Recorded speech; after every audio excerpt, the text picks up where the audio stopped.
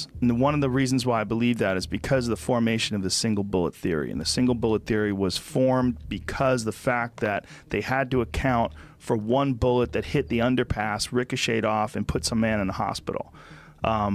And that before that, they did not have an explanation for why all of these bullet holes, all these wounds were in all these different people's bodies.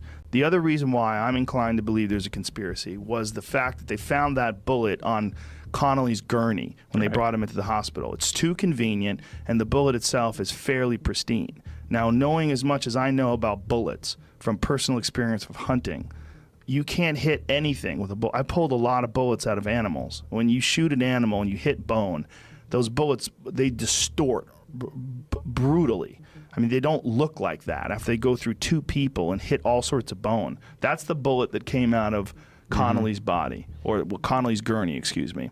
And that's the bullet that they're attributing to this single bullet theory. But you've got to combine that with the fact that the bullet came out fairly pristine, which means it didn't actually go through a kind of a bouncy path like that. Right. It went through a straight path.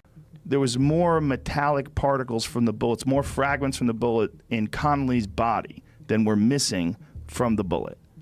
I do not believe that was the bullet, and I think that that is a very reasonable assumption. Yeah. I think also there's a difference between, and this is fact, from David Lifton's book, Best Evidence, which was a book by an accountant who went over the Warren Commission report and found all these factual inaccuracies and all these contradictions.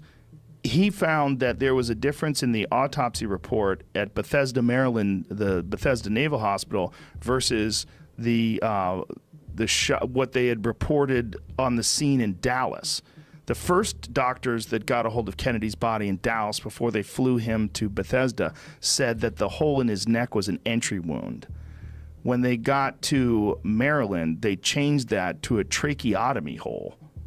They changed the impact, and they said that it was that this was not an impact from a bullet, that it was from something else.